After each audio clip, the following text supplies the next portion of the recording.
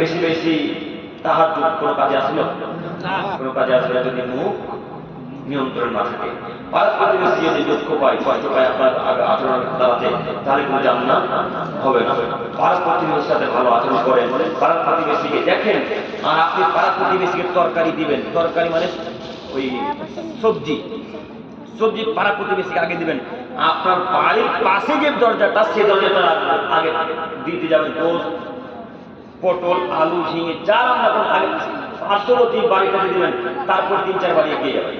তা আপনি তো এমন মানুষ, ওই লোকটার সাথে ঝামেলা হয়েছে তার স্ত্রীর সাথে, এখন তো আপনি 3-4টা বাড়ি টপকে গিয়ে যার সাথে তার শত্রুতা, তাকে আপনি গোল দিতে গেছেন, মানে তার বিষয় বেলা তার জন্য জলে। হ্যাঁ, এই তো আপনি মানুষ।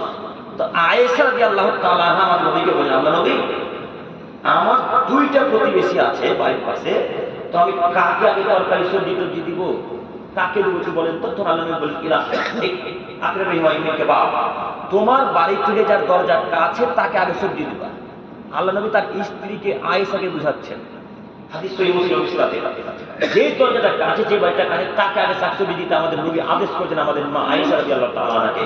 তো আপনার স্ত্রীর 4-5টা বাড়ি টপকে গিয়ে ওই মহিলাটা বাড়িতে দিতে গেল যার সাথে এই বাড়ির শত্রুতা আছে। হ্যাঁ, এখন আপনি ভালো কর্ম করলেন না, এটা তো ভালো আচরণ নয়। পাড়া প্রতিবেশী ভালো আচরণ করেন, বলে জান্নাত হবে না। সময় তোমার বিষয় আমি বলতে চাচ্ছিলাম, আল্লাহ বলছেন, মান কানি মুজলিল আলাইহিল আখির খালিকুন জাইফাউ, পৃথিবীর মানুষ তোমাদের বলে রাখছেন, শুনে রাখো, যারা আল্লাহকে বিশ্বাস করে, যারা পরকালকে বিশ্বাস রাখে, তারা যেন অতিথিকে সম্মান করে, পাড়া প্রতিবেশীকে ভালোবাসে। যদি পাড়া প্রতিবেশীকে ভালোবাসে, তাহলে আল্লাহ তাআলা এদেরকে জান্নাতে দিবেন না। আজকে অনেক কথাই বললাম বা শুনলেন, কতটি কথা মনে রাখতে পারবেন তাও আমি জানি না।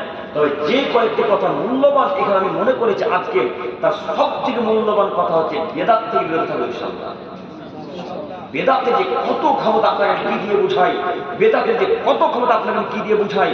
আজকে এই ভাইগুলোর মধ্যে কোন একটা ভাই যদি বেদাত করে, এই ভাইকে যতদিন তওবা না করবে বেদাতের জন্য, এই ভাই কোন ইবাদত বেদাত কবুল হতে দিবে না, বেদাত কবুলই হতে দিবে না, এত ক্ষমতা। অতএব যে কোনো ইবাদত করার পূর্বে আগে জানবেন এটা রাসূলের ইবাদত, হুজুরে দেওয়া ইবাদত। মাথায় থাকবেন ইনশাআল্লাহ।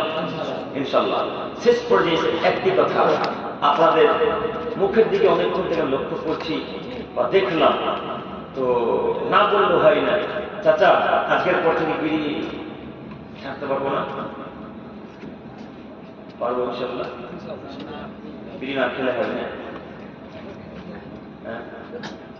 গুটকা না খেলে হয় না। আপনারা কেন বেদাতিদের নীতিতে যাচ্ছেন গো? আপনার বেদাতি হুজুরের দাঁত দেখলে বোঝা যায় যে জর্দা করে, হ্যাঁ, দাঁত দেখলে বোঝা যায় যে গুটকা করে। আপনি তার কথা কেন মানলেন বলেন তো?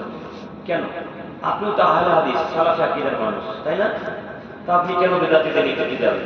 জর্দা পান খায় বেদাতিরা, গুল খায় বেদাতিরা, গুটকা খায় বেদাতিরা, সিগারেট পান করে বেদাতিরা।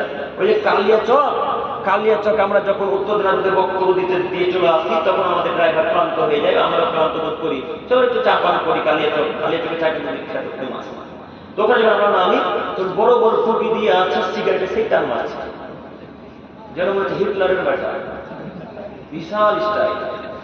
তো ওদের নীতি দেখে আপনি তো পান করা শুরু করেছেন, তাই না? তো আজকের পর থেকে তাদের নীতির মুখে লাথি মারতে পারবেন ইনশাআল্লাহ। ইনশাআল্লাহ আজকে এই মঞ্চে যত লোকের পরে বেরিয়ে আছে, সব এখানে ভেঙে ফেলে দেবো ইনশাআল্লাহ। পারবো না? কার পকেটে নাই না? সবাই ফেরেশতা, সব ফেরেশতা। এখন পকেট চেক করলে দেখেন পকেটে বিড়ি পাওয়া যাবে না? গুটকা পাইবে না ভাই?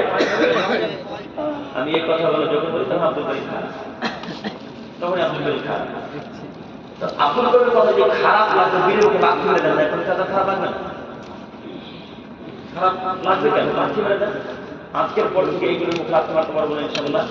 জাহান্নামে যাবে, এটা একটা কারণ। আল্লাহ নবী বলেছেন, লা ইয়াদখুলুল জান্নাতা মান খাম, যারা নেশা হতে খায় পান করে জান্নাতে যাবে না, জাহান্নামে যাবে। তো আপনি কি নেশা শুধু মনে করেছেন বাসের উপরে কাউন্টারের মধ্যে? হ্যাঁ, ওটা তো নেশা নয়, ওটাও নেশা, এটাও নেশা। অতএব আজকের পর থেকে এই যাবতীয় জিনিসের উপর লাথি মারবো ইনশাআল্লাহ। সকলে বলি ইনশাআল্লাহ। বিশেষ করে আমি আমার যুবক ভাইদের প্রতি আহ্বান জানাচ্ছি। আমার একটা জিনিস খুব ভালো লাগে যুবক ভাইদেরকে, একটাই ভাইদের দাঁড়া, আমার যুবক ভাইদের একটা জিনিস খুব ভালো লাগে, এদের মুখে যখন দাড়ি দেখি তখন খুব ভালো লাগে আমাদের দাড়ি দেখে দাড়ি কেউ নাই, কিন্তু আপনাদের দাড়ি দেখে খুব সুন্দর লাগে। আমাদের চাম দাড়ি দেখে মনে হচ্ছে চাম জুড়িয়ে গেল। আল্লাহকে বলি মাঝে মাঝে না, আমার দাড়ি কিন্তু আপনার আল্লাহ তো দিবে না, যা দিবে না তো পাবে না। হ্যাঁ, তা আপনাদের এত সুন্দর দাড়ি দিয়ে যখন খুব ভালো লাগে, যখন যুবক ভাই দাড়ি চাই দেন, এই ভাইটার মধ্যে দাড়ি, এর বয়স কি হয়েছে বলেন তো? এ ভাইটার দিকে দেখেন না, যে ভাই টুপি পড়েছে কালো টুপিটা, এ ভাইটার বয়স কি হয়েছে? কত বয়স আপনার ভাই? 18 বয়স। আর এদের বয়স আগে বিবাহ হয়ে 4টা বাচ্চা হয়ে, তাদের কোনো নাকি যুবকেরই ছাপ মিটে না। এখন নাকি যুবক যুবক দেখাতে হবে, এখন দাড়ি চাচ্ছে। এই ভাই যখন দাড়ি ছাড়ে তখন এর বাড়ি থেকে বাধা আছে, আর গ্রামের মতো বাধা দেয়। মাও বলে বেটা এখন দাড়ি ছেড়ে দিন, তোর বিয়ে হবে না, বলে না ভাই? আপনাকে বলে কেন বলে, মা বলে মা বেটা এখন তোর দাড়ি ছেড়ে ঘুরা ঘুরা লাগে। আর মুরব্বী সাহেবরা যারা দাড়ি ছাড়েন তারা বলবে তাদের দাড়ি ছেড়ে দিন। তখন দুঃখ লাগে, অন্তরটা কষ্ট ফুটে যায়। তো আমি যুবক ভাইদেরকে এই জন্য ভালোবাসি, বিশেষ করে দাড়ি দেখলে আমার খুব আনন্দ লাগে, তাই না? মানে রাসূলের পদ্ধতিটা আছে মোটামুটি আলহামদুলিল্লাহ। দেখেন ভাইদের মতো সুন্দর দাড়ি, দাড়ি আমরা কাকে খুশি করার জন্য? একটা ভালো রাখবো, দুটা ভালো রাখবো, চারটা ভালো রাখবো, তাই না? আজকের পর থেকে যত মানুষের মুখে দাঁড়িয়ে থাকতে পারবো না। এই ছেলেটার মুখের দিকে তাকিয়ে তো আপনার লজ্জা করা উচিত।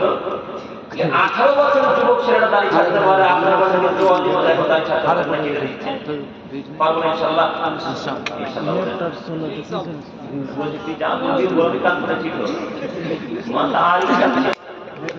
দাঁড়িয়ে ছাড়ে যে বউ সুন্দর বউ বলেছে দাঁড়িয়ে ছেড়ে ছেড়ে পুরা লাগে। ওরাও কত বজ্জাতের বজ্জা, দাড়ি কাটলে তো খর খর করে গো। দাড়ি কাটার লোক যখন কোনদিন আমাদের গেছে মুসাফা করে কুলাকুলি করে, তখন কেউ যখন ঠেকেদের মধ্যে ছুড়ে গেল, তবে না এর বউরা কিভাবে থাকে? একটু তো লজ্জা করা উচিত যে দাড়ি রাখলে যৌন ক্ষমতা বাড়ে। রাসূলের সুন্নাত হলো দেখতেও চেহারাটা ভালো লাগে, শের শের লাগে, সিংহ সিংহ লাগে না? সিংহীর দাঁড়িয়ে আছে, সিংহীর মানে সিংহীর দাঁড়িয়ে আছে, কেন নাই? ও তো সিংহী, তো বেটি ছেলে, ও দাঁড়িয়ে থাকবে না। তো যাদের দাঁড়িয়ে তাদের সবাই এখন হয়ে যাবে, হ্যাঁ দাঁড়িয়ে ছাড় থাকে না। দাঁড়িয়ে ছাড়তে পারবেন না থেকে? আপনাকে বলছে, আপনাকে তোমাকে বলছি, ইনশাল্লাহ বলো, ইনশাল্লাহ বলো, তুমি বলো ইনশাল্লাহ। সবাই পারবো ইনশাল্লাহ আজকে থেকে? ইনশাল্লাহ। আল্লাহ তোমাদের থেকে গভীর রাতে তুমি আমাদের আলোচনায় কবুল করো। আমিন। আল্লাহ তোমার থেকে চাইছি আমরা যে উপায়ে আমি ব্যবহার করতে পারি। আল্লাহ তোমার থেকে চাইছি তুমি আমার বিশেষ করে যুবক ভাইদেরকে কবুল করে নাও বলে আমি। আল্লাহ তোমার থেকে চাইছি যুবক ভাইদেরকে তুমি রাসূলের পদ্ধতি চলা প্রদান করো সকলে বলে আমি। দেখতো দেখি أشهد أن لا إله إلا أنت أستغفرك وأتوب إليك. السلام عليكم ورحمة الله. وعليكم السلام ورحمة الله وبركاته. ما شاء الله.